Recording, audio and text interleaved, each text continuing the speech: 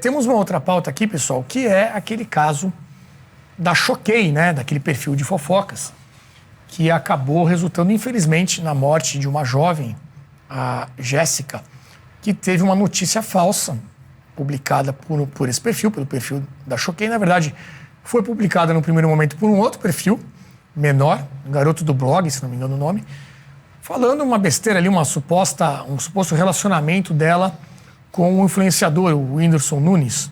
E colocou prints ali de uma conversa falsa que nunca existiu. A vida dessa menina virou um inferno, ela começou a ser perseguida nas redes, e aquilo impactou ela de uma forma muito forte. Foram reiterados pedidos para que parassem com aquelas publicações. A mãe dela chegou a gravar um vídeo também ali chorando, falando: olha, minha filha tem depressão, ela está muito abalada com isso, parem com isso. Infelizmente isso não aconteceu. Inclusive o dono de uma dessas páginas, da Choquei, acabou até tirando um sarro da menina quando ela fez um texto ali pedindo para que parassem com essas publicações, falando: já passou a redação do Enem, para com isso, né? Como menosprezando ali o sofrimento que ela estava tendo. Ela acabou tirando a própria vida. E aí, a partir dessa tragédia, houve uma grande investigação em torno dessa rede, né? Que no final é uma rede que opera em conjunto, que é muito influenciada por uma agência chamada Mind, né? Foi publicado um vídeo no YouTube, que a gente tem até a imagem desse vídeo, que foi feito por um youtuber chamado Daniel Penin. Quase 3 milhões de views em menos de uma semana. Um vídeo que viralizou bastante, onde ele mostra como é que funciona essa rede de influenciadores. Então, é uma agência que tem vários perfis, com milhões e milhões de seguidores, e aí você consegue botar algum assunto em evidência, gerenciar alguma crise, e nesse caso todos os perfis têm um direcionamento ideológico muito definido, que é um viés de esquerda muito claro, né? Então a gente ouviu durante muito tempo falar sobre gabinete do ódio, militância digital, milícias digitais, né, que fariam ali parte da estratégia da direita, principalmente do ex-presidente Bolsonaro. Nunca tivemos nada muito concreto em relação a isso, não estou dizendo que não exista, mas nesse caso, sim, nós temos ali várias documentações e provas e ligações de um perfil com o outro, mostrando esse assunto. Mídia, em geral, não noticiou muito, foi mais uma coisa de internet mesmo que acabou repercutindo. Você não teve também muitas declarações de ministros do STF que costumam falar sobre diversos assuntos quando acontecem coisas desse tipo. E a grande mídia também não deu essa atenção para um caso que acabou terminando com a vida de uma jovem, afinal de contas, né? Eu não sei o quanto que os nossos comentaristas aqui acompanharam esse caso, mas eu acho que, mais uma vez, é algo que cai nessa questão que vão acabar usando para regular as redes e em torno dessas narrativas, né? Quando a gente tem realmente um caso das famosas fake news e difamação, existe também a possibilidade não, a família já disse que está entrando judicialmente contra esses perfis, ou seja, está usando a legislação atual para ter minimamente ali justiça em relação a esse caso. Quem que gostaria de comentar, Lobaldi? Eu só vou falar, eu acho que esse final que você colocou é exatamente como eu penso, o que a gente tem dito aqui, né? Eu não conhecia a Mind, eu não sou também público para, enfim, talvez eu não seja boa referência para ter conhecimento de toda essa rede. Eu fiquei conhecendo agora, em função dessa tragédia aí. E agora em função da reportagem que você editou. Mas o que eu acho é o seguinte, sublinhando aquilo que a gente tem dito aqui. Por isso nós vamos entrar com uma censura e tirar o Mind da rede? Não. Eu acho que a justiça tem que... A família da garota e a justiça, de uma forma geral, o Ministério Público, tem que investigar, e se tiver realmente um conluio aí montado para criar esse resultado, que é um resultado financeiro, está seguindo dinheiro com a morte de uma pessoa. Essa empresa faturou 550 milhões no ano passado. Então se comprovado isso, aí haverá uma punição pela justiça, mas não é o caso de você tirar do ar, entende? Aliás, eu gostaria de ouvir a opinião dos próprios juízes do Supremo sobre esse caso, porque aí estaria, em tese, corroborando o nosso pensamento, ou dos próprios ideólogos do partido que está no poder hoje, porque se realmente tem essa relação direta com todas as diferentes influencers e diferentes grupos vinculados a um grupo ideológico, como é que eles vão explicar agora o fato da gente ter uma nova legislação que venha a tirar todas as pessoas do ar por uma decisão de um iluminado qualquer? Então, tá aí um bom exemplo. Nós temos 2 outras ilustrações que vão nesse sentido até da questão partidária, eu diria. Temos uma reunião que aconteceu, que foi ali reportada pelo jornal Estado de Minas, a pedido de Janja, que é a primeira-dama, né? Influencers se reúnem com Lula. Encontrar o chefe, né? Foi a expressão que ela usou. Então está ali uma grande reunião com um grupo de influenciadores, muitos deles fazem parte desse time agenciado pela Mind. Está ali a data, que foi no início do ano passado, chamando então o Lula ali de chefe, né? E a próxima imagem é justamente o Lula, após a eleição, agradecendo a atuação desses influencers. Então não ganharíamos as eleições se não fosse também o trabalho voluntário de influenciadores nas redes. E vocês têm um trabalho muito grande para seguirmos combatendo a fábrica de mentiras. Nesse caso, a mentira foi fabricada por eles, né, por esse grupo aí, por esse pessoal, e infelizmente acabou resultando na morte dessa jovem. Aquela história, né? Democracia desde que seja minha, né? E fábrica de mentiras desde que seja dos outros. A dos outros. Certo. Exatamente.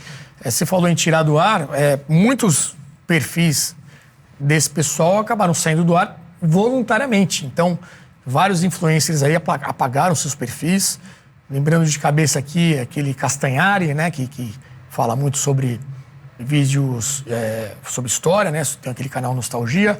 O Gregório do Vivier apagou o perfil, né? Jornalista aí que tem esse viés também bem definido.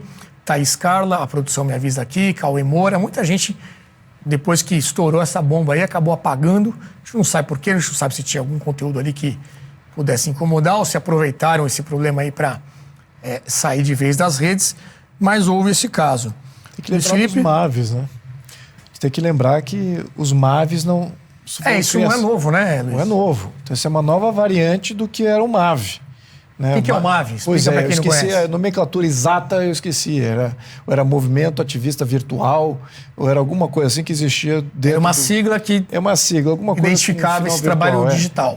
Que eram pessoas que agiam na rede, na internet, rebatendo comentários negativos contra o governo, nos canais tradicionais, no canal do Estadão, no canal do UOL, no canal... Então, via lá o pessoal que rebatia. Uhum. E isso, diria que foi no início lá das movimentações, dentro do Facebook também, eles agiam muito dentro do Facebook,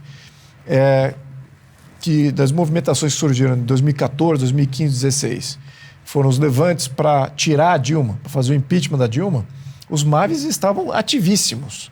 Né? E eram parte, praticamente... E recebiam dinheiro, né? Recebiam dinheiro do governo. E me lembro que na época, se não me engano, era quase que 7 mil Mavis, né, dentro do governo Dilma, ou que recebiam diretamente ou indiretamente algum recurso, algum número assim.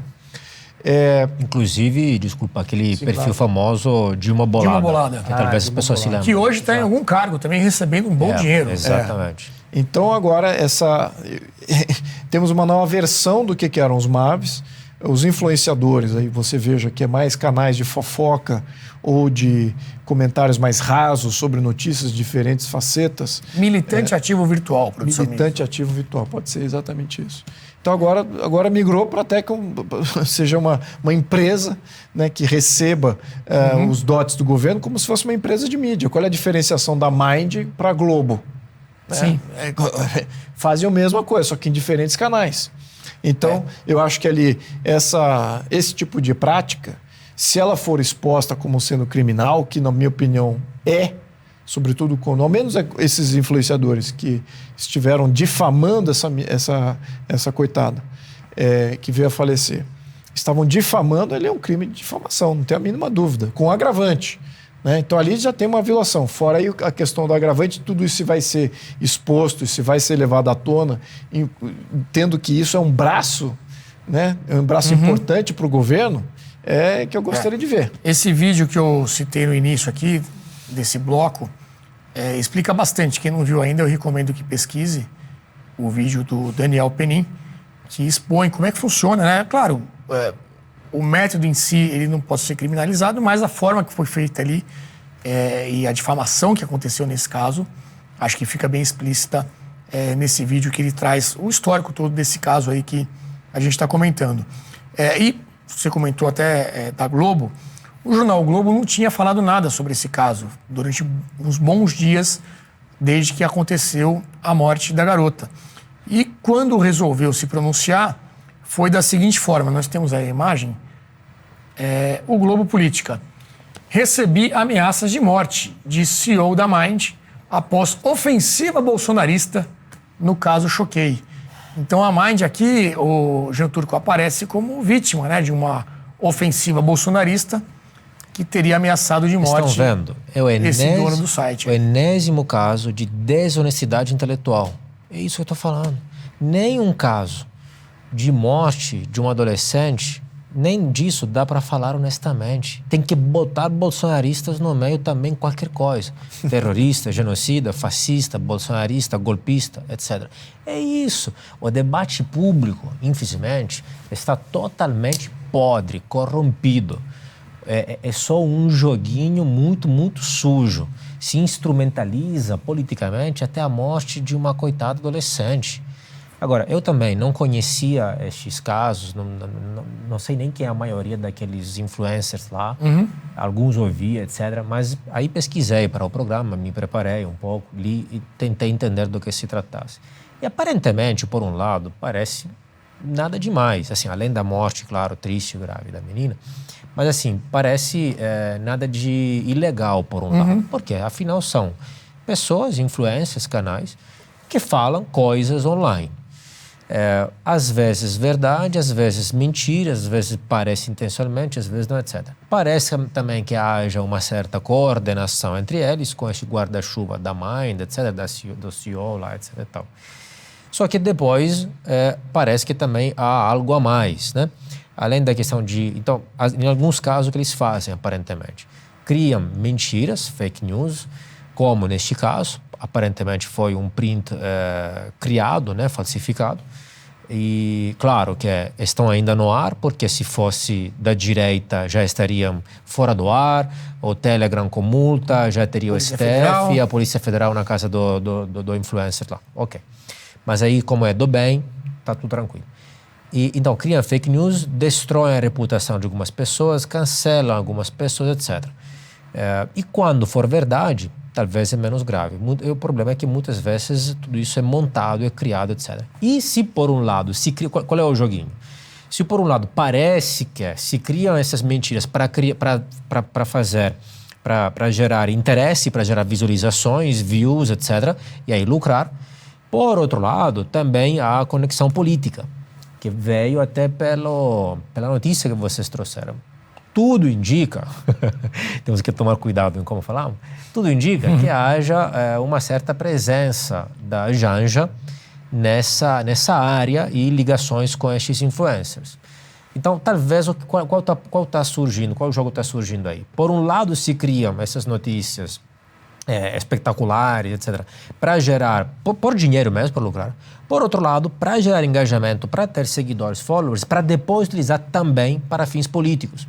Ou seja, os mesmos seguidores que seguem influenciadores X e Y pela fofoca, inocente às vezes e tal, depois acabam seguindo também quando o cara se posiciona politicamente, quando o cara fala que é para tirar título de eleitor, quando o cara fala para quem tem que votar, quando o cara fala sobre democracia, etc. Tal. Então há talvez também quem está surfando, utilizando tudo isso para fins políticos. Por quê? Porque infelizmente nós temos muitas pessoas, não sei quantificar, especialmente jovens, que formam sua posição política, decidem para quem votar, formam suas opiniões com base em que famosos e, entre aspas, artistas, e antes artistas, agora artistas e influencers, falam. Isso, de novo, volta a meu ver numa questão mais profunda, que é uma mistura de fatores. Uma população muito ignorante, né? É o segundo país, se não erro, que mais usa redes sociais no mundo por horas, né? Horas por dia. O terceiro que mais fica online na internet de forma geral no mundo por horas. E essa moda, essa coisa de achar cool, não sei, boa, positiva, a ideia de seguir opiniões políticas de artistas, de cantores. Qual o embasamento Qual o credencial, disso? né? Qual a lógica disso? Essa ideia que um influencer, eu sigo, seguir como o cara se veste, o piercing, tatuagem, ainda bem, é até mais inócuo.